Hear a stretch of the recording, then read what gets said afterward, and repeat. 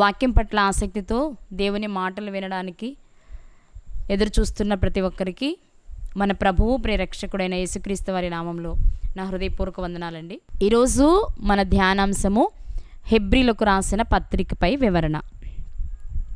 ముందుగా హెబ్రీలు ఎవరు? ఈ పత్రిక ఎవరికి వ్రాయబడింది అంటే హెబ్రీలకు. ఈ హెబ్రీలు ఎవరు?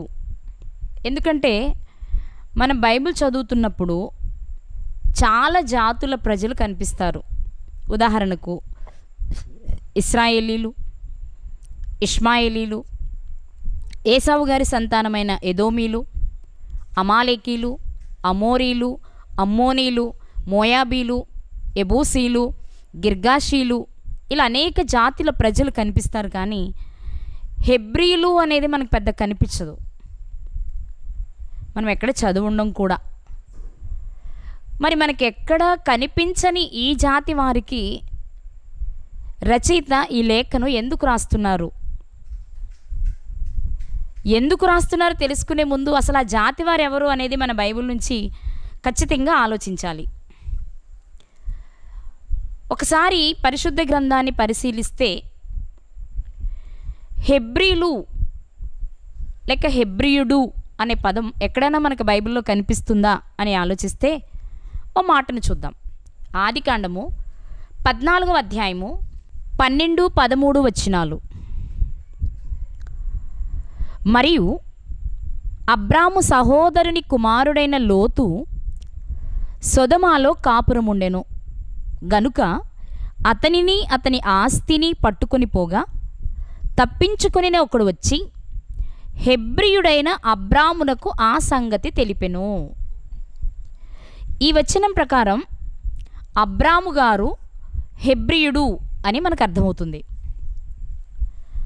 అబ్రాము గారు హెబ్రీయుడు అని మనకు అర్థమవుతుంది.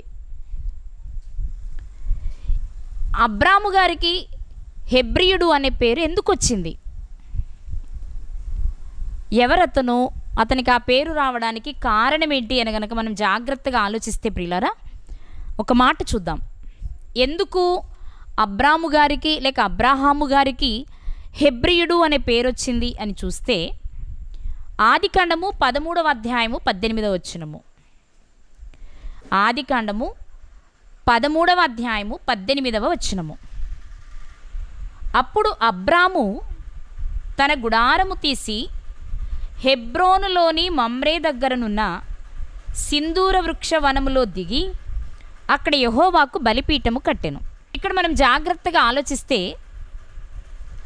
అబ్రాము గారు నివసించిన ప్రాంతం హెబ్రోను. ఈ పై సందర్భం ఏం జరుగుతుంది అంటే అబ్రాము గారు లోతు గారి మధ్య పశువుల కాపరులకు గొడవ రావడం, లోతు గారు ఒకవైపుకు వెళ్ళిపోవడం, అంటే ఒక ప్రదేశాన్ని ఎంపిక చేసుకుని సొదొమ గొమొర్రా ప్రాంతాలను ఎంపిక చేసుకుని వెళ్ళిపోవడం. ఆ తరువాత అబ్రహాము గారు హెబ్రోనులోని మమ్రే దగ్గర ఉన్న సింధూర వృక్షవనములో దిగి అక్కడ కాపురం ఉన్నట్లు ఈ వచనం మనకు తెలుపుతుంది.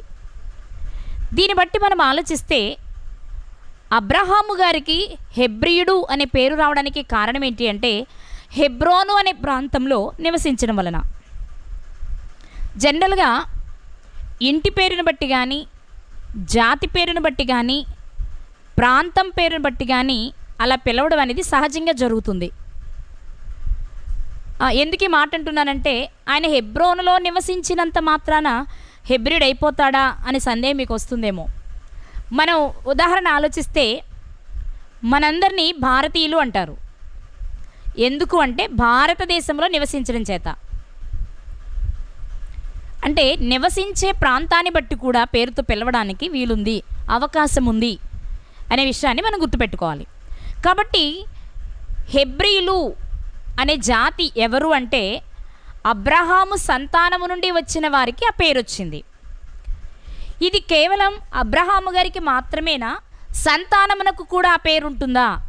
అంటే తన తర్వాత వచ్చిన సంతతికి కూడా ఈ పేరుందా అని గనక మనం ఆలోచిస్తే ఇంకెవరికైనా ఆ పేరుతో, ఇంకెవరినైనా ఆ పేరుతో పిలవడం జరిగిందా అనే విషయాన్ని మనం చూస్తే ప్రియులారా, ఆదికాండము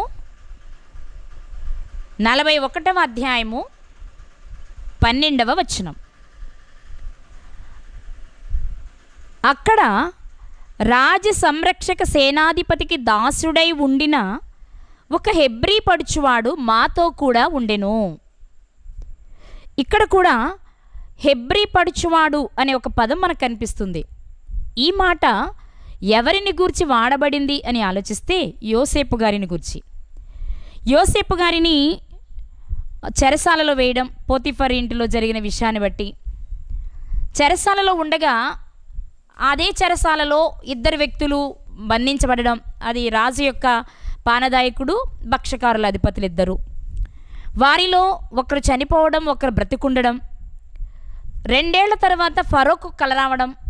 ఆ కల భావం ఎవరు చెప్పలేనప్పుడు ఈ బ్రతికింపబడిన లేకపోతే చెరసాల నుంచి విడిపించబడిన వ్యక్తి రాజుకి యోసేపు గారిని గురించిన సమాచారాన్ని ఇస్తున్న సందర్భంలో చెప్పబడుతున్న మాట ఇది. అంటే అదంతా మీకు తెలుసు కాబట్టి నేను ఎక్కువసేపు చెప్పట్లేదు. సో ఇక్కడ హెబ్రీ పడుచువాడు ఎవరు అంటే యోసేపు గారు. దీన్ని బట్టి మనకు అర్థం కావలసిన విషయం ఏంటి అంటే, హెబ్రోను అనే ప్రాంతంలో అబ్రహాము గారు నివసించడం చేత అబ్రహాము గారిని హెబ్రీయుడు అన్నారు. ఆ తరువాత కాలంలో అదే ప్రాంతంలో నివసించకపోయినా అబ్రహాము సంతానమును హెబ్రీలు అని పిలవడం పరిపాటిగా జరుగుతూ వచ్చింది, సహజంగా జరుగుతూ వచ్చింది అనేది మనం గుర్తించాలి. కాబట్టి ఇప్పుడు హెబ్రీలు లేక హెబ్రీలకు రాసిన పత్రిక ఎవరికి అంటే అబ్రహాము గారి సంతానమునకు. ఇంకా బాగా చెప్పాలి అంటే అబ్రహాము సంతానమే తరువాత కాలంలో అంటే వాగ్దాన పుత్రులుగా పిలువబడిన సంతానం ఎవరు అంటే ఇశ్రాయేలీలు. కాబట్టి హెబ్రీలు ఎవరు అంటే ఇశ్రాయేలీలే. లేదు, ఇశ్రాయేలీలు 2గా విడిపోయారు కాబట్టి యూదులు అన్న ఇశ్రాయేలీలు అన్న హెబ్రీలు అన్న ఒక్కటే. ఇది మీరు గుర్తుపెట్టుకోవాల్సిన విషయం. ఓకే, ఈరోజు మనం ఆలోచిస్తున్న ఈ హెబ్రీ పత్రిక ఎవరికి వ్రాయబడింది అంటే హెబ్రీలకు వ్రాయబడింది. ఎవరు ఈ హెబ్రీలు అంటే ఇశ్రాయేలీయులే అని మనకు అర్థమైంది. మంచిది. వీరికి ఈ లేఖ ఎవరు వ్రాస్తున్నారు అనేది రెండవ మాట. వీరికి ఈ హెబ్రీలకు లేఖ ఎవరు రాస్తున్నారు అనేది మనం ఇప్పుడు ఆలోచించవలసిన విషయం. ఇందులో ఆలోచించడానికి ఏముందండి, పౌలు గారు రాసిన పత్రికే కదా. మన బైబిల్ పైన అపోస్తలుడైన పౌలు హెబ్రీలకు రాసిన పత్రిక అనే పదం కనిపిస్తుంది కదా అని మీకు అనిపించవచ్చు. ఓకే, కనిపిస్తుంది. కానీ దీని మీద చాలా అభిప్రాయాలు ఉన్నాయి. ఎందుకున్నాయి అనేది కొంచెం ఆలోచిస్తే మనకు కొంచెం అర్థమవుతుంది విషయం. ఈ పత్రికను వ్రాసింది పౌలు గారని ఈనాటి కాలమైన మనము అర్థం చేసుకుంటున్నాం. ఎందుకంటే పైనే పౌలు గారు, అపోస్తలుడైన పౌలు అనే పదం కనిపిస్తుంది కాబట్టి. కానీ చాలామంది పండితులు ఈ పత్రికను పౌలు గారు రాయలేదు అని చెప్తున్నారు. ఎందుకు అలా చెప్తున్నారు అంటే ఒక మాటను ఆలోచన చేద్దాం. పౌలు గారు ఏ పత్రికను వ్రాసినా ప్రారంభంలో వందనాలు చెప్తూ లేక శుభాలు చెప్తూ తానెవరో, ఎవరికి రాస్తున్నారో, వ్రాసేటప్పుడు తనతో ఎవరున్నారో ఖచ్చితంగా మెన్షన్ చేసేవారు.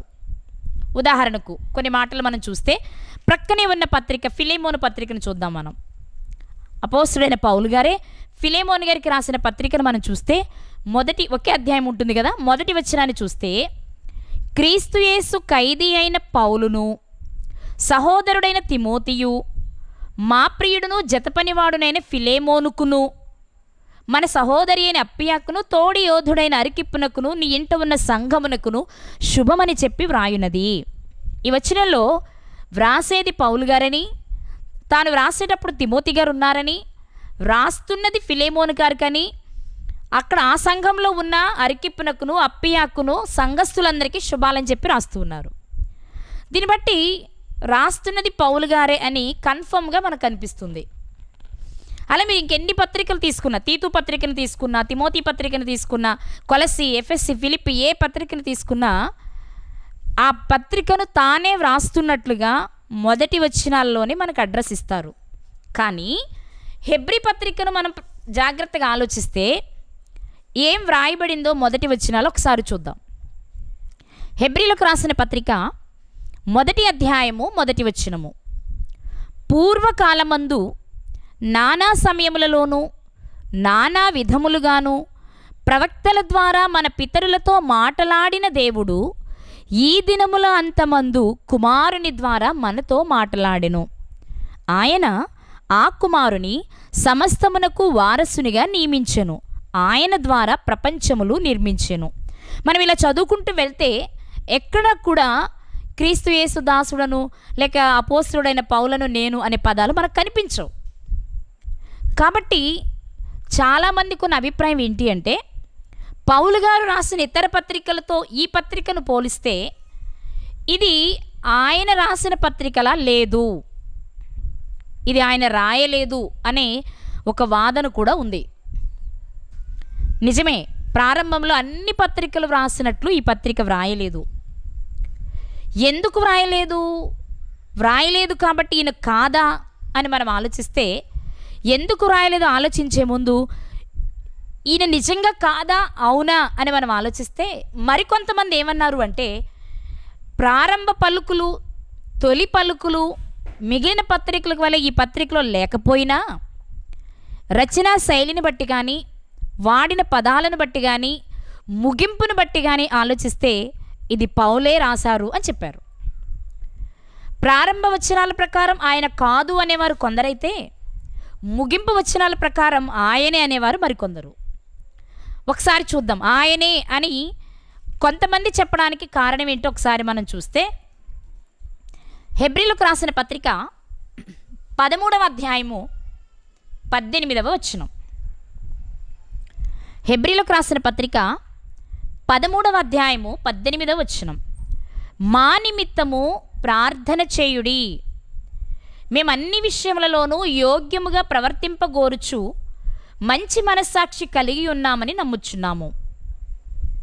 మరియు నేను మరి త్వరగా మీ యొద్దకు మరలా వచ్చినట్లు ఇలాగు చేయవలెనని మరి ఎక్కువగా మిమ్మల్ని బతిమాలుకొనుచున్నాను. ఈ రెండు మాటలను బట్టి, వీళ్ళకి రెండు వచనాలను బట్టి మనకు అర్థమయ్యేది ఏంటి అంటే, మా కొరకు ప్రార్థించండి అనే పదం ఎక్కువగా ఎవరు వాడేవారు అంటే పౌలు గారే వాడేవారు. మా కొరకు ప్రార్థించండి, మిమ్మల్ని చూడాలనుకుంటున్నాం, మిమ్మల్ని ఇలా హెచ్చరిస్తున్నాం, మీ దగ్గరికి నేను ఇలా రావాలనుకుంటున్నాను అనే పదాలు మనకి ఎక్కడ ఎక్కువగా కనిపిస్తాయి అంటే పౌలు గారి పత్రికల్లోనే కనిపిస్తాయి. కాబట్టి ఈ వచనం ప్రకారం, అంటే ముగింపులో రాసిన ఈ వచనాల ప్రకారం ఈ పత్రికను పౌలు గారే రాసుంటారు అనేది ఎక్కువ మంది విశ్వసించే విషయం. అంతేకాదు, ఇక్కడ మరొక విషయం కూడా ఉంది, అది కూడా చూస్తే హెబ్రీలకు రాసిన పత్రిక 13వ అధ్యాయము 23వ వచనం. హెబ్రీలకు రాసిన పత్రిక 13వ అధ్యాయం 23వ వచనంలో, మన సహోదరుడైన తిమోతికి విడుదల కలిగినదని తెలుసుకొనుడి, అతడు శీఘ్రముగా వచ్చిన ఎడల అతనితో కూడా వచ్చి మిమ్మను చూచెదను. తిమోతి గారిని గూర్చిన ప్రస్తావన ఇక ఏ పత్రికలో, ఏ ఇతర పత్రికలు అంటే పౌలు గారు రాసిన పత్రికలు కాకుండా తిమోతి గారిని గూర్చిన ప్రస్తావన ఇంకెవరూ వ్రాయలేదు. ఇక్కడ తిమోతి గారి ప్రస్తావన కానీ, తిమోతి గారు చెర నుండి విడుదలైన విషయం కానీ వ్రాయబడుతుంది అంటే ఖచ్చితంగా ఈ పత్రికను వ్రాసింది పౌలు గారే అని నిర్ధారించుకోవచ్చు. అలాగే చివరి ముగింపు ఇంకా లాస్ట్కి వెళ్తే 25వ వచనం ప్రకారం, కృప మీ అందరికీ తోడై ఉండునుగా కాని పదం కనిపిస్తుంది. పౌలు గారి ప్రతి పత్రికలో చివరి మాటలు ఖచ్చితంగా ఇలాంటి వాటితోనే ముగిస్తారు. కాబట్టి ప్రారంభ వచనాలను బట్టి చాలామంది ఈ పత్రికను వ్రాసింది పౌలు గారు కాదు అని చెప్పినప్పటికీ, ఈ మాటలు లేకపోతే ఇందులో ఉన్న విషయాలను బట్టి కానీ, ముగింపులో వ్రాయబడిన విషయాలను బట్టి కానీ జాగ్రత్తగా పరిశీలన చేస్తే ఈ పత్రికను వ్రాసింది పౌలు గారే అని మనం నిర్ధారించుకోవచ్చు. కాబట్టి ప్రియులారా, ఈ పత్రికను ఎవరు వ్రాసారు అని గనక మనం ఆలోచిస్తే పౌలు గారే వ్రాసారు. ఎవరికి వ్రాసారు అంటే ఇశ్రాయేలీయులకు వ్రాసారు. ఇక ఈ పత్రికను ఎప్పుడు రాశారు అంటే, ఏ సంవత్సరం రాశారు అంటే, పండితుల లెక్కల ప్రకారం 66-67 సంవత్సరాల మధ్యలో, క్రీస్తు శకం 66-67 సంవత్సరాల మధ్యలో ఈ పత్రికను వ్రాసినట్లుగా చెప్తూ ఉంటారు. ఇక ఈ పత్రికను పౌలు గారు ఎక్కడ నుండి వ్రాసారు? ఎందుకంటే ప్రతి పత్రికను వేరే ప్రదేశంలో ఉండి అసలు లేఖ వ్రాస్తున్నాము అంటే అక్కడే ఉంటే రాయక్కర్లేదు కదా. వేరే చోటు ఉన్నప్పుడే మరో చోటు ఉన్న వారికి విషయాన్ని తెలియచేయడానికి కానీ, హెచ్చరికనివ్వడానికి కానీ, మెచ్చుకోవడానికి కానీ చేసేది ఉత్తరం రాయడం. కాబట్టి ప్రతి పత్రిక వేరే చోటుండే రాయిస్తూ ఉండేవారు.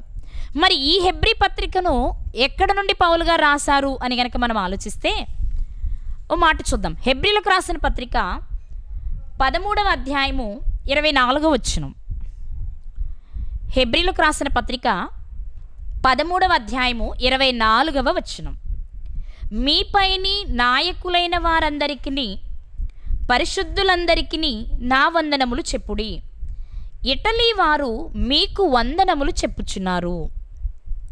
ఇక్కడ లేఖ వ్రాస్తూ పౌలు గారు చెప్తున్న మాట, ఓ హెబ్రీలారా, ఇటలీలో ఉన్నవారు మీకు వందనాలు చెప్తున్నారు అంటున్నారు. అంటే ఈ లేఖ వ్రాసే సమయానికి పౌలు గారు ఇటలీలో ఉన్నారు. ఇంతకీ ఇటలీ అంటే ఇంకేదో అనుకోవద్దు, రోము. ఇటలీ రాజధాని రోమ్ కదా. ఆయన రోమాకు వెళ్ళడము, రోమాలో బంధించబడము, ఇవన్నీ మనం చాలాసార్లు పౌలు గారి ప్రయాణాలన్నీ మాట్లాడుకుంటూనే వచ్చాం. కాబట్టి ఈ లేఖ వ్రాసే సమయానికి పౌలు గారు ఇటలీలో లేక రోమాలో ఉన్నారు అని ఈ వచనాన్ని బట్టి మనం అర్థం చేసుకోవచ్చు. ఇప్పటికి మనం ఏం ఆలోచించాము అంటే, ఈ పత్రిక హెబ్రీలకు రాయబడింది. ఆ హెబ్రీలు ఎవరో చూసాం. ఎవరు అంటే అబ్రహాము గారి సంతానము, అంటే ఇశ్రాయేలీలు అని నేర్చుకున్నాం.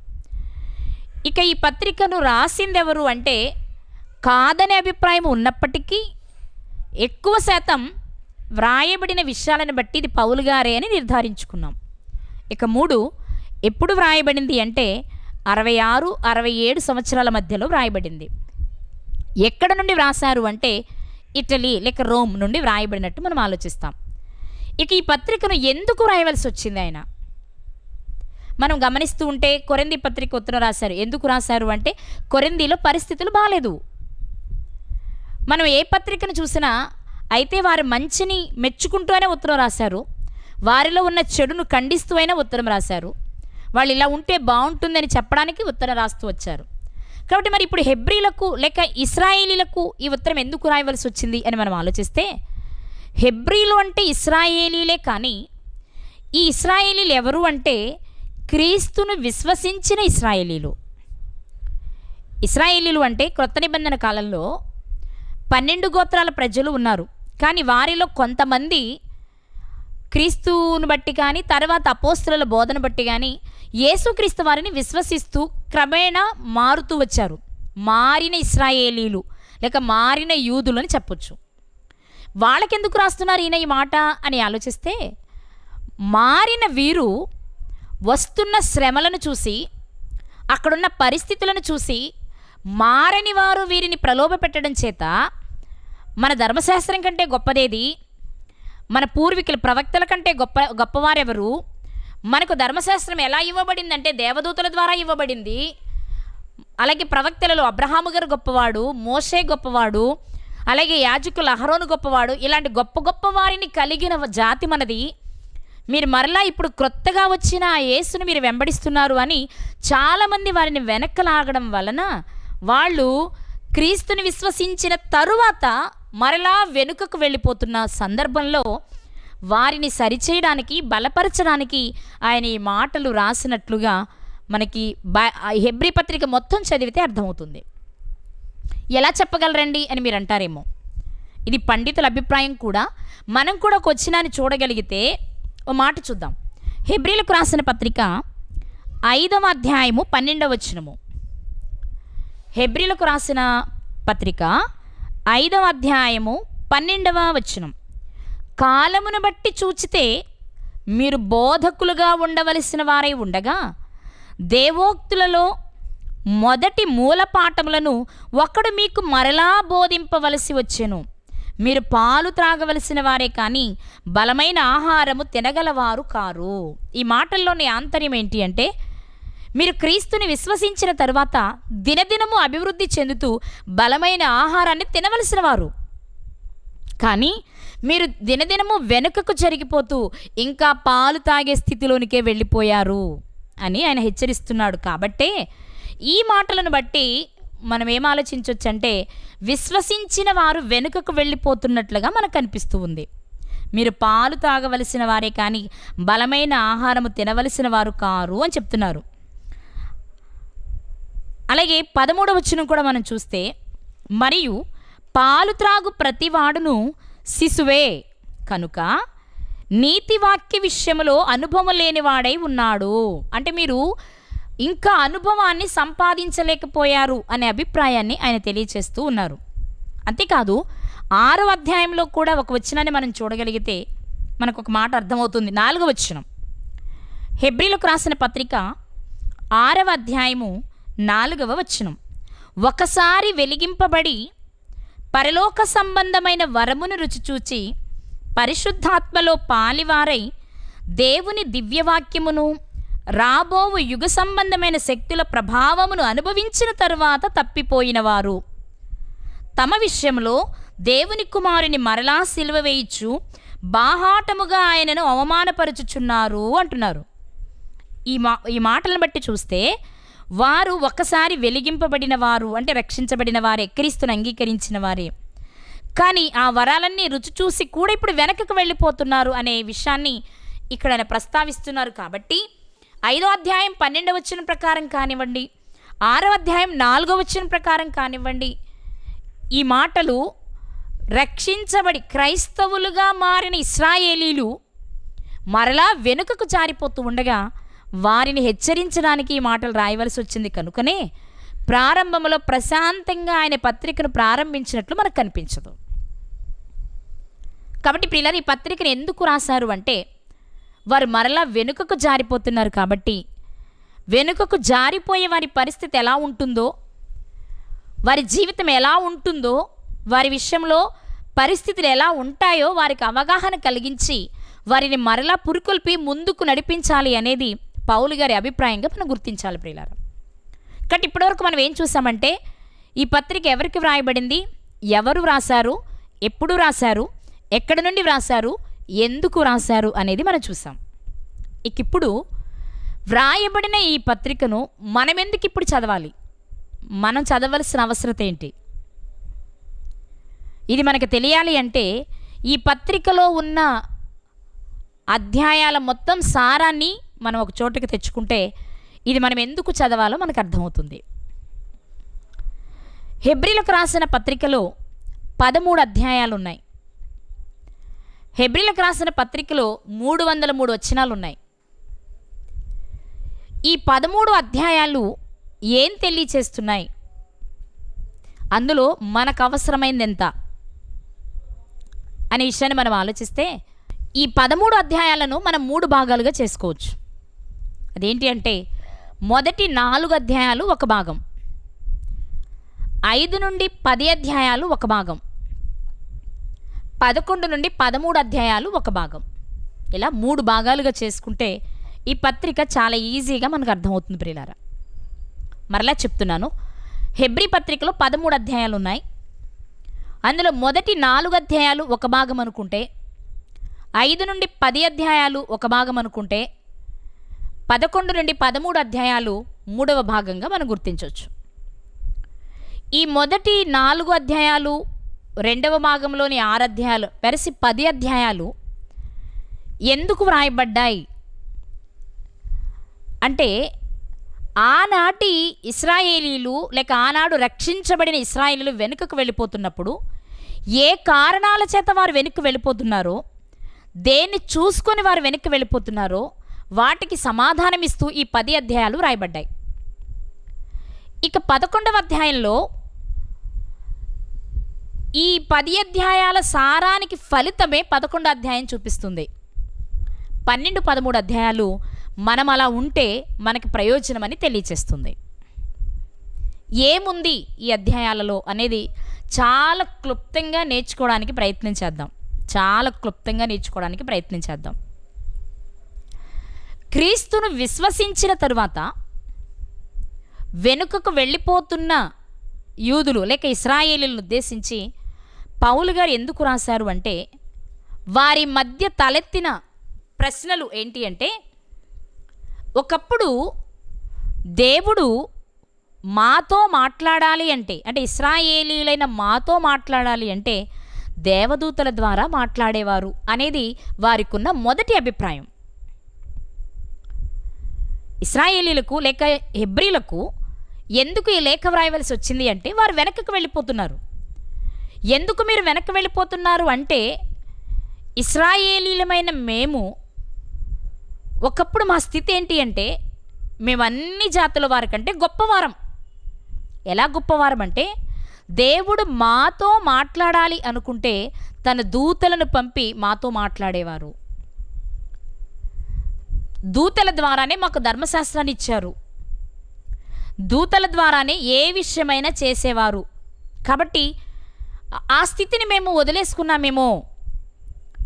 దూతల ద్వారా దేవుడు పంపే వర్తమానాన్ని స్వీకరించలేని స్థితిలోనికి ఈరోజు మేము క్రీస్తుని అంగీకరించడం వలన వెళ్ళిపోయామేమో అనే అభిప్రాయం వారికి ఉండడం చేత మొదటి అధ్యాయంలో చాలా వివరంగా పౌలు గారు ఈ విషయాలు మాట్లాడడం జరిగింది.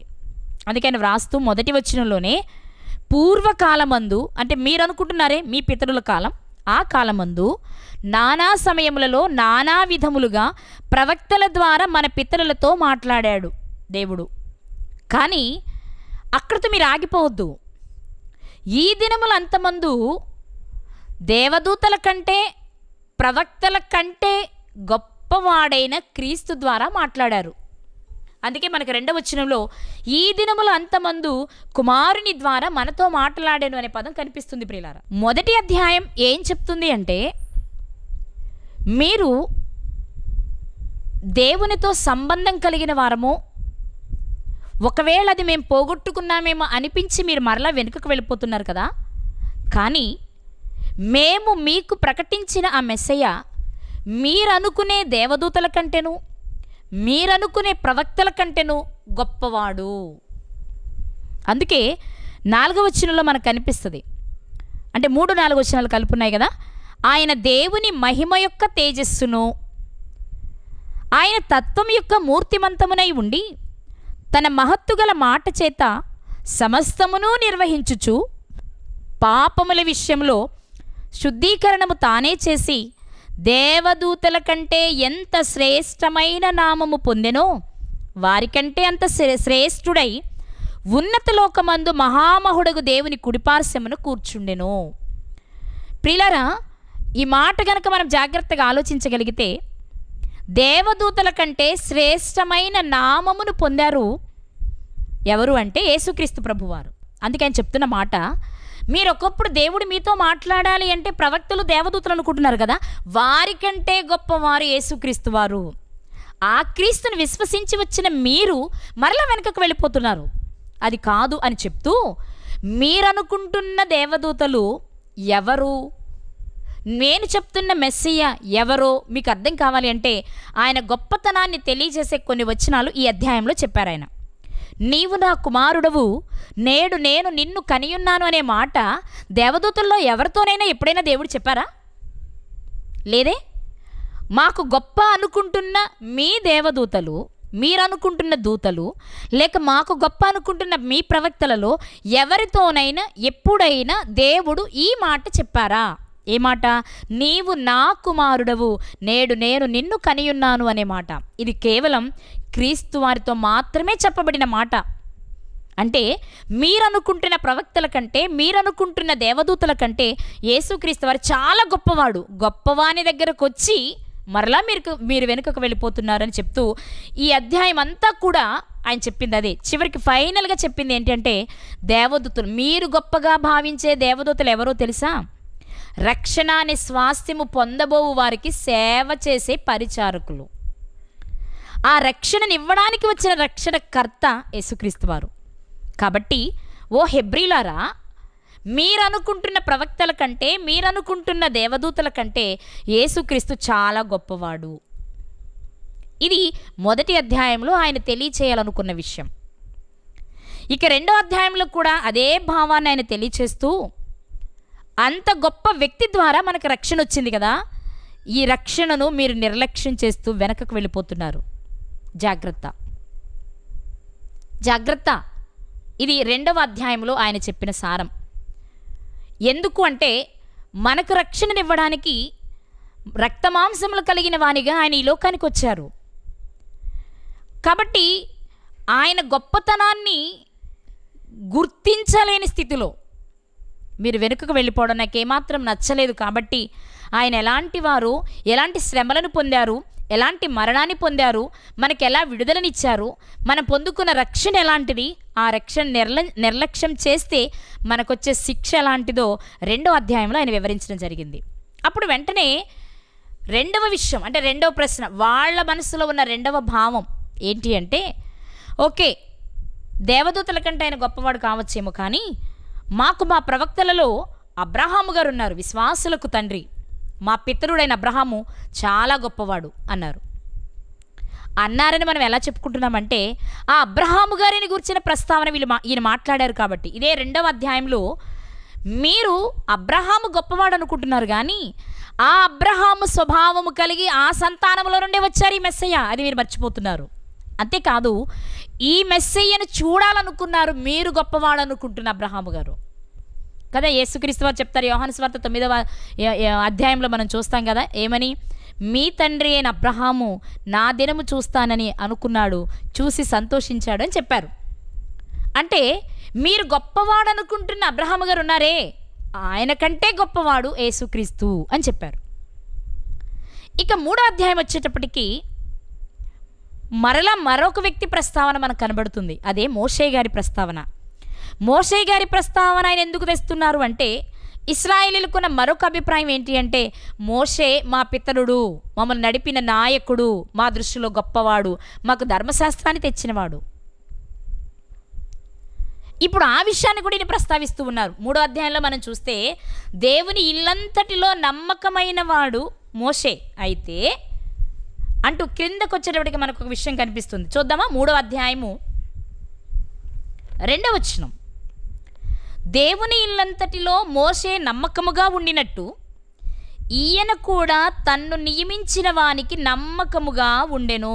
ఎవరైనా అంటే 1వ వచనంలో మనకు కనిపిస్తుంది, ఇందువలన పరలోక సంబంధమైన పిలుపులో పాలు పొందిన పరిశుద్ధ సహోదరులారా, మనము ఒప్పుకొనిన దానికి అపోస్తులుడును ప్రధాన యాజకుడునైన యేసు మీద లక్ష్యముంచండి. ఎందుకంటే మీరనుకుంటున్న మోషే దేవుని ఇల్లంతటిలో నమ్మకమైన వాడే, అంతకంటే నమ్మకస్తుడు ఎవరు అంటే యేసుక్రీస్తు వారు.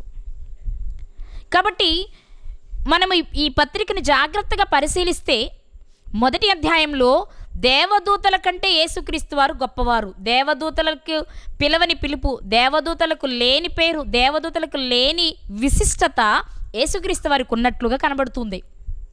అలాగే 2వ అధ్యాయం వచ్చేటప్పటికి ఆయన ఇచ్చిన రక్షణ గొప్పదని తెలియచేస్తూనే, వారి అభిప్రాయంలో ఉన్న అబ్రహాము గారి కంటే యేసుక్రీస్తు వారు గొప్పవారు. ఎలా అంటే, మీరు గొప్పవాడు అనుకుంటున్న ఆ అబ్రహామే నన్ను యేసుక్రీస్తు వారిని చూడాలి అనుకున్నారు కాబట్టి.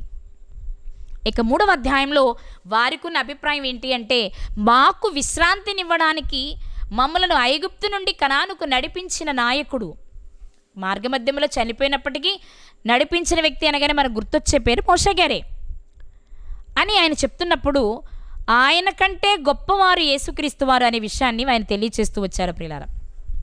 ఇక 4వ అధ్యాయంలో కూడా ఇదే విషయాన్ని ఆయన మాట్లాడుతూ వచ్చారు. అదేంటి అంటే, విశ్రాంతిని గూర్చిన విషయం. నిజంగా నా విశ్రాంతిలో ప్రవేశించరు. మనం చదువుతాం కదా, ఇక్కడే కీర్తనలు 95:7 ఉన్నది మనం చదువుతాము. ఇదే విషయాలు మనం జాగ్రత్తగా ఆలోచిస్తే విశ్రాంతిని గూర్చిన విషయాలు ఇక్కడ మనకు కనిపిస్తాయి. విశ్రాంతి అంటే ధర్మశాస్త్రం ప్రకారం లేక పాత నిబంధన ప్రకారము ఇక్కడ వ్రాయబడిన ఈ విషయాలను బట్టి చూస్తే విశ్రాంతి అనగా ఐగుప్తు నుంచి కనానులోనికి ప్రవేశించడమే. ఆ విశ్రాంతిలోనికి చాలామంది ప్రవేశించలేకపోయారు. సనగడం వల్ల, గొనగడం వల్ల, దేవుణ్ణి శోధించడం వలన. తెలుసు కదా మనకి, బయలుదేరిన 6 లక్షల కాల్బలంలో 6,03,550 మంది కాల్బలం, అంటే 20 నుంచి 50 సంవత్సరాల మధ్య వయస్సు కలిగి యుద్ధము చేయగలిగిన సామర్థ్యం కలిగిన వారి ఫిగర్ ఇది. ఇక పిల్లలు, స్త్రీలు, వృద్ధులు పోల్చుకుంటే సుమారు 25 లక్షలు ఉండొచ్చు అని మనం చాలాసార్లు మాట్లాడుకున్న విషయం. బయలుదేరిన కాల్బలంలో 6,03,550 మందిలో కేవలం 2 మాత్రమే ఆ విశ్రాంతిలోనికి ప్రవేశించారు. అయినప్పటికీ అది శాశ్వతమైన విశ్రాంతి కాదు. ఎందుకు నేను ఈ మాట అంటున్నాను అంటే, మనం చూసినట్లయితే 4వ అధ్యాయం 1వ వచనం ప్రియులారా, హెబ్రీలకు రాసిన పత్రిక 4వ అధ్యాయము 1వ వచనంలో ఆయన ఒక విశ్రాంతిలో ప్రవేశించుదుమని వాగ్దానం ఇంకా నిలిచియుండగా అన్నారు. అంటే ఈ పత్రిక వ్రాసేటప్పటికీ ఆయన యొక్క విశ్రాంతిలో ప్రవేశించుదమనే వాగ్దానం ఇంకా నిలిచి ఉంది, అంటే అది ఇంకా నెరవేరలేదు. అదేంటి? ఈ పత్రిక వ్రాసే నాటికి చేరవలసిన వారంతా కనాను చేరిపోయారు కదా, వారికి యెహోషువ గారు భూభాగాలు పంచిపెట్టారు కదా, మరి ఇంకా విశ్రాంతి నిలిచి ఉంది, ఆ వాగ్దానం నిలిచి ఉంది అంటున్నారు. అంటే ఆనాడు మోషే గారి ద్వారా కానీ యెహోషువ గారి ద్వారా కానీ ఇశ్రాయేలీయులకు వచ్చిన విశ్రాంతి శాశ్వతమైనది కాదు. అందుకే మరో మాట ఇదే అధ్యాయంలో మనకు కనిపిస్తుంది. ఒక్కసారి చూద్దాం. 4వ అధ్యాయం 8వ వచనం ప్రియులారా. హెబ్రీలకు రాసిన పత్రిక 4వ అధ్యాయము 8వ వచనంలో యెహోషువ వారికి విశ్రాంతి కలుగ చేసిన ఎడల ఆ తరువాత మరి ఒక దినమును గూర్చి ఆయన చెప్పకపోవును. నిజంగా యెహోషువ గారు శాశ్వతమైన విశ్రాంతిని ఇచ్చుంటే మరొక విశ్రాంతి దినమును గూర్చిన ప్రస్తావన ఉండేది కాదు. కానీ మరొక విశ్రాంతి ఉంది అని చెప్పబడుతుంది. అంటే వారి వలన వచ్చిన విశ్రాంతి శాశ్వతమైనది కాదు. ఈ విశ్రాంతి ఏది అంటే పరలోకాన్ని, నిత్య జీవాన్ని స్వతంత్రించుకోవడం అనే విషయం చెప్పబడుతూ ఉంది. కాబట్టి ప్రియులారా, మనం ఇక్కడ ఆలోచిస్తే మొదటి 4 అధ్యాయాలలో కూడా దేవదూతల కంటేను, ప్రవక్తల కంటేను, అబ్రహాము గారి కంటేను, మోషే గారి కంటేను, మోషే గారి వలన వచ్చిన విశ్రాంతి కంటేను శాశ్వతమైన విశ్రాంతినిచ్చే యేసుక్రీస్తు వారు గొప్పవారు అనే అభిప్రాయాన్ని ఈ 4 అధ్యాయాలు తెలియచేస్తూ ఉన్నాయి. మరి 5వ అధ్యాయం నుండి ఏంటి అంటే వాళ్లకున్న భావనలను బట్టి మళ్ళీ ఆలోచిస్తే వాళ్ళు అంటున్నారు, ఓకే వీళ్ళకంటే గొప్పవారు కావచ్చేమో, లేకపోతే అప్పటికి ఇంకా పూర్తిగా ఎదురుగా మాట్లాడే విషయం కాదు కాబట్టి వాళ్ళ దృష్టిలో ఏవేవి గొప్పవనే భావనతో వారి వెనుకకు వెళ్ళిపోతున్నారో వాటన్నిటిని గురించిన సమాధానం ఈయన ఇస్తున్నట్టు మనం గమనించాలి. ఇప్పుడు వారి మనసులో ఉన్న మరొక అభిప్రాయం ఏంటంటే మాకు ప్రత్యక్షపు గుడారం ఉంది, మాకు ప్రత్యక్ష గుడారం ఉంది, అలాగే మాకింకా ఏమున్నాయంటే యాజకత్వం చేసే ప్రధాన యాజకుడు అహరోను గారు మాకున్నారు. అంతేకాదు యాజకత్వం చేసే అహరోను గారు యాజకత్వం చేయవలసిన స్థలమైన ప్రత్యక్షపు గుడారమే కాదు, అక్కడ పాపములను పరిహరించడానికి బలులు జరిగేవి, ఇవి చాలా గొప్పవి అని వాళ్ళ మనస్సులో ఉన్న భావానికి ఈయన చక్కని సమాధానం ఇచ్చినట్లుగా మనం చూస్తూ ఉంటాం. మీరు 5వ అధ్యాయము, 6వ అధ్యాయము, 7వ అధ్యాయము, 8, 9, 10 అధ్యాయాలు మీరు తర్వాత ప్రశాంతంగా చదువుకుంటే అర్థమయ్యేది ఏంటో తెలుసా? మీరు అనుకుంటున్న ప్రధాన యాజకుడైన అహరోను గొప్పవాడే, కానీ ఆయన కంటే గొప్పవాడు నిరంతర యాజకుడు లేక నిరంతర ప్రధాన యాజకుడు ఎవరు అంటే యేసుక్రీస్తు వారు అని మాట్లాడుతూ 7వ అధ్యాయంలో మెల్కీసెదెకు గారి సందర్భాన్ని చాలా వివరంగా మాట్లాడడం జరిగింది. ప్రియులారా, మెల్కీసెదెకు యొక్క క్రమము చొప్పున అనే పదం వాడుతూ యేసుక్రీస్తు వారు నిరంతర ప్రధాన యాజకుడు. ఏంటి అహరోను గారి కంటే నిరంతర యాజకుడని యేసుక్రీస్తు వారి గొప్పతనము అని మనం ఆలోచిస్తే, ఆనాడు యాజకత్వం చేసిన అహరోను గారు అందరి తరపున పాప పరిహారార్థ బలిని ఇస్తూ, అంటే వారి పాపములను పరిహరించడానికి అందరి బలులు తాను తీసుకుని ఇస్తూ, తాను కూడా తన పాపముల విషయమై బలిని ఇవ్వవలసి వచ్చేది. అంతేకాదు ఒక్కసారి బలి ఇచ్చిన తర్వాత ఇంతటితో పాపాలన్నీ పోయాయి, ఇక ఇవ్వక్కర్లేదు అనే పరిస్థితి ఆనాడు ఉండేది కాదు. ఇప్పుడు ఇస్తే మరలా వారానికి బలి ఇవ్వాలి, లేక మరలా నెలకు బలి ఇవ్వాలి, అది అందరి తరపున ఇవ్వాలి. ప్రధాన యాజకుడు తనకు తాను కూడా బలి ఇవ్వాలి, తాను చేసిన పాపం నిమిత్తమై కూడా బలి ఇవ్వాలి. ఇది అహరోను గారి విషయంలో, ఆనాటి ప్రధాన యాజకుని విషయంలో జరిగే బలులు. కానీ ఈ ప్రధాన యాజకుడైతే, లేక మెస్సయ్య అనబడుతున్న ఈ ప్రధాన యాజకుడైతే అందరి పాపముల నిమిత్తము ఒకేసారి బలి అయిపోయాడు. ఇక మీదట మరలా బలి ఇవ్వవలసిన అవసరత లేకుండా చేశారు. ఇది ఇందులోని ప్రాముఖ్యమైన విషయం. మనం చదువుతాం కదా, 10వ అధ్యాయం మనం ఒకసారి చూస్తే, 10వ అధ్యాయాన్ని చూస్తే 3వ వచనాన్ని చూద్దాం. 10వ అధ్యాయము 3వ వచనం, హెబ్రీలకు రాసిన పత్రిక 10వ అధ్యాయం 3వ వచనం.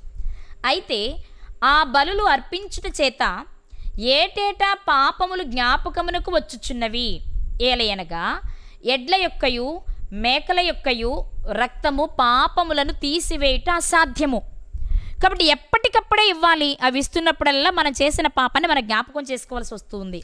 కానీ అందరి నిమిత్తము యేసుక్రీస్తు వారు చేసిందైతే ఎలా చేశారు అంటే అదే అధ్యాయం 10వ వచనంలో మనం చూడొచ్చు. 10వ అధ్యాయము 10వ వచనం, యేసుక్రీస్తు యొక్క శరీరము ఒక్కసారే అర్పింపబడుట చేత ఆ చిత్తమును బట్టి మనము పరిశుద్ధపరచబడి ఉన్నాము. ఏంటి? ప్రధాన యాజకుడైన అహరోను గారి కంటే యేసుక్రీస్తు వారి గొప్పతనం ఏంటో ఇక్కడ పౌలు గారు వివరిస్తున్నారు. మీరు వచ్చింది గొప్ప వ్యక్తి దగ్గరకు, కానీ వెనక్కి వెళ్ళిపోతున్నారు. ఆయన గొప్పతనం ఏంటి అంటే మీరు అనుకునే వాటికంటే ఆయన ఎలా గొప్పవారో ఈ పుస్తకం వివరిస్తుంది ప్రియులారా. ఆ రోజు ప్రధాన యాజకుడు బలి ఇచ్చేవాడు, కానీ మళ్ళీ మళ్ళీ ఇవ్వవలసి వచ్చేది. కానీ యేసుక్రీస్తు వారు ఒకేసారి బలి ఇచ్చారు, అది తనకు తాను బలైపోయారు. అంతటితో పాపమునకు పరిహారం కలుగుతుంది అని సెలవిచ్చారు. అంతేకాదు, ఈ ప్రధాన యాజకుడు బలి ఇవ్వాలి అంటే బలిపీఠం ఉండే స్థలము ప్రత్యక్షపు గుడారము. ఆ గుడారములోనికి వెళ్ళి ఆ బలిపీఠము దగ్గర బలి ఇవ్వాలి. కానీ ఈ ప్రధాన యాజకుడైన యేసుక్రీస్తు వారి ఆయన దేహమే గుడారము. ఆయన దేహమే గుడారము. గుడారము దేహానికి గుడారం అనే పేరుంది. మనం చాలాసార్లు చదువుతాం. కొరింథీయుల 2వ పత్రిక 5వ అధ్యాయంలో, అలాగే పేతురు గారు రాస్తూ నా ఈ గుడారము విడిచిపెట్టవలసి వస్తుందనే సంగతి నాకు తెలుసు అని మాట్లాడుతూ ఉంటారు.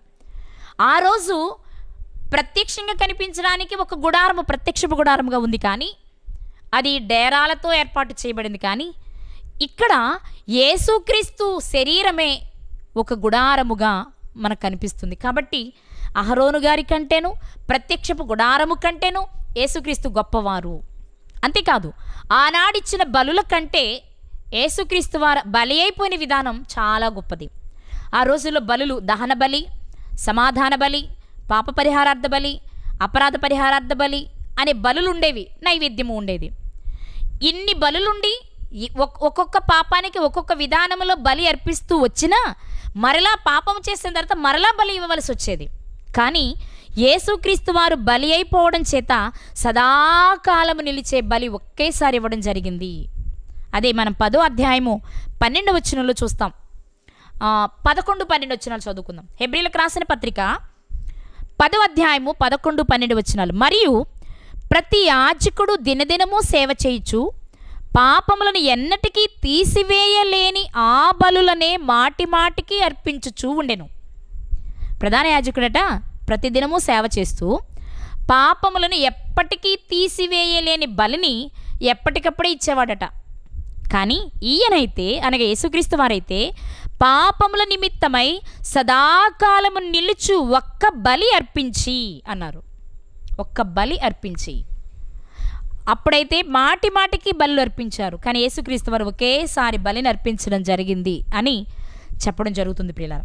మరి ఇప్పుడు గమనిస్తే 1వ అధ్యాయం నుండి 10వ అధ్యాయం వరకు దేవదూతల కంటెను, ప్రవక్తల కంటెను, అబ్రహాము గారి కంటెను, మోషే గారి కంటెను, వారిచ్చిన విశ్రాంతి కంటెను, అహరోను గారి కంటెను, ప్రత్యక్షపు గుడారము కంటెను, ఆనాటి బలుల కంటెను, అన్ని విషయాలలో యేసుక్రీస్తు వారు చాలా గొప్పవారు అని ఈ 10 అధ్యాయాల చరిత్ర చెప్తుంది. ఇక 11వ అధ్యాయం ఏం చెప్తుంది అంటే ఈ విషయాలన్నీ మీరు గొప్పవారు అనుకున్న అబ్రహాము గారు, మోషే గారు, దావీదు గారు, యెహోషువ గారు, అహరోను గారు వీరు విశ్వసించడం చేతనే ఇదిగో 11వ అధ్యాయంలో వారే విశ్వాస వీరులుగా నమోదు చేయబడ్డారు. గొప్పగా మీరెవరిని భావిస్తున్నారో ఆ గొప్పవారందరూ కూడా ఈరోజు మీరు కాదని వెళ్ళిపోతున్న ఆ మెస్సీని చూడాలనుకున్న వారే. ఆ మెస్సీయను దూరము నుండి చూసి వందనము చేసి మనపూర్వకంగా అంగీకరించిన వారే. కాబట్టే వారు ఈ 11వ అధ్యాయంలో విశ్వాస వీరులుగా మిగిలిపోయారు. 11వ అధ్యాయంలో యేసుక్రీస్తుని పరోక్షంగా చూసి, అంటే దూరంగా ఉండగానే చూసి ఈ లోకానికి వచ్చే వ్యక్తిని నమ్మి వారు తమ జీవితాలను ముందుకు కొనసాగించిన వారు. మీతో చాలాసార్లు మాట్లాడాను. యేసుక్రీస్తు వారు ఉన్న కాలంలో ఈయనే రక్షకుడు అని నమ్మారు. యేసుక్రీస్తు వారు రాకముందు కాలంలో ఆయన వస్తారని, మరణిస్తారని, సమాధి చేయబడతారని, తిరిగి లేస్తారని నమ్మారు. అలాంటి వారిలో అబ్రహాము గారు, శారా గారు, ఇస్సాకు గారు, యాకోబు గారు, మోషే గారు, దావీదు గారు, సమూయేలు గారు, ఇలా మనం 11వ అధ్యాయంలో లిస్ట్ అంతా చదువుతాం. సుమారు 35 మంది వ్యక్తుల పేర్లు ఇందులో వ్రాయబడ్డాయి. వీరంతా ఎవరు అంటే 10 అధ్యాయాలలో నాటి ఇశ్రాయేలులు ఎవరు గొప్పవారు అనుకుంటున్నారో ఆ గొప్పవారంతా ఈ క్రీస్తుని విశ్వసించి ఈ జాబితాలో చేరినవారు.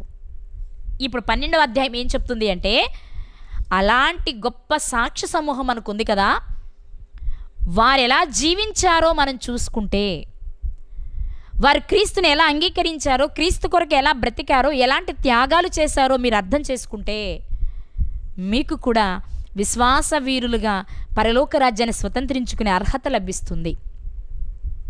కాబట్టి సులువుగా చిక్కులు పెట్టే పాపాన్ని విడిచిపెట్టి యేసుక్రీస్తునందు లక్ష్యముంచి, విశ్వాసమునకు కర్తయు దాన్ని కొనసాగించువారైన యేసుక్రీస్తునందు లక్ష్యముంచి మన పందెములో ఓపికతో పరిగెత్తాలి అని 12వ అధ్యాయం తెలియచేస్తుంది ప్రియులారా.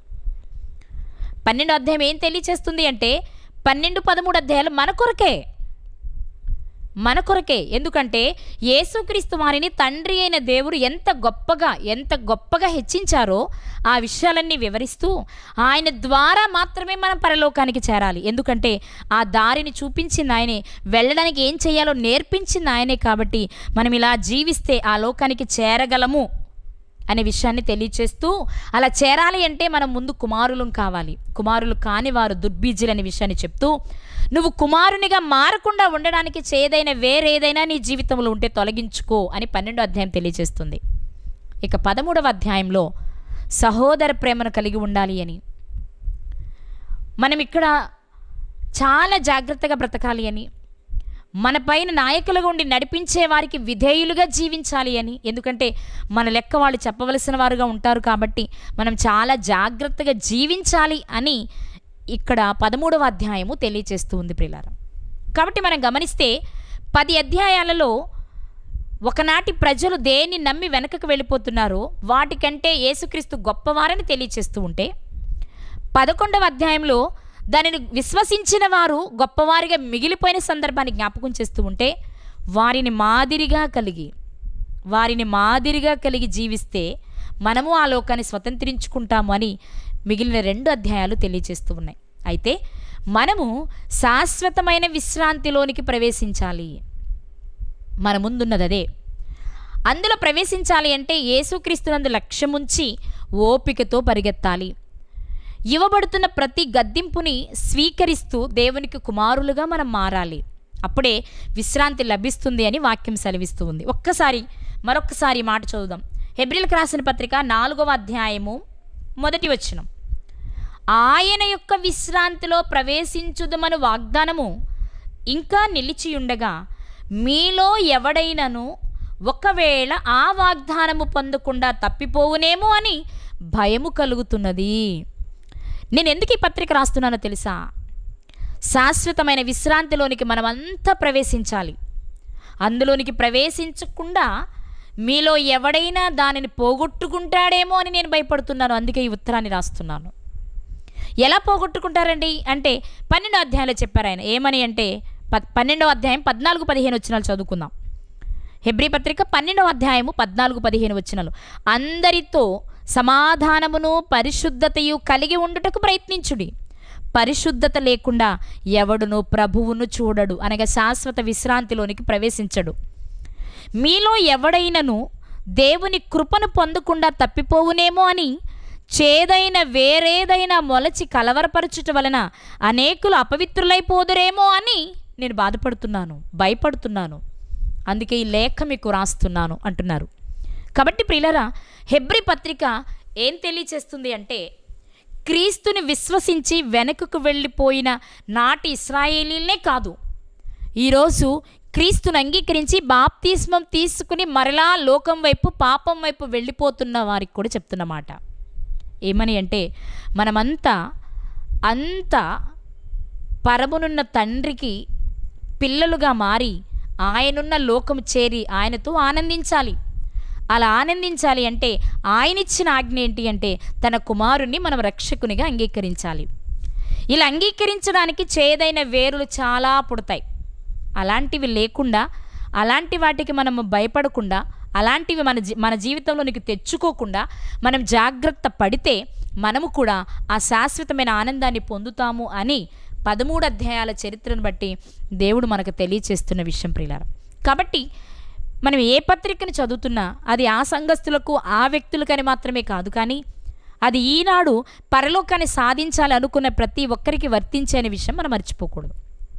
కాబట్టి హెబ్రీలు అనగా ఇశ్రాయేలీలని, ఆ ఇశ్రాయేలీలు ఎవరు అంటే క్రీస్తుని అంగీకరించి వెనుకకు వెళ్ళిపోతున్నవారని, వారు ఎవరిని గొప్పవారిగా భావిస్తున్నారో, దేన్ని గొప్పవారిగా భావిస్తున్నారో వారికంటే గొప్పవాడు క్రీస్తు అని, ఆ క్రీస్తును అంగీకరించకపోతే మనం పరలోకము చేరలేము, ఆ తండ్రిని కలుసుకోలేమనే సంగతిని తెలియచేస్తూ, ఎలా చేరాలో, మన గురి ఎవరి మీద ఉండాలో, దేని యందు విశ్వాసం ఉంచాలో, విశ్వాస వీరుల జాబితాలో మన పేర్లు నమోదవ్వాలంటే మన బ్రతుకులు ఎలా ఉండాలో చాలా విషయాలు తెలియచేశారండి. ముఖ్యంగా 13వ అధ్యాయంలో ఆతిథ్య విషయంలోనూ, వివాహ ఘనమైన విషయంలోనూ, పానుపు నిష్కల్మషమైన విషయంలోనూ చాలా విషయాలు చెప్పుకుంటూ వచ్చారు ఆయన.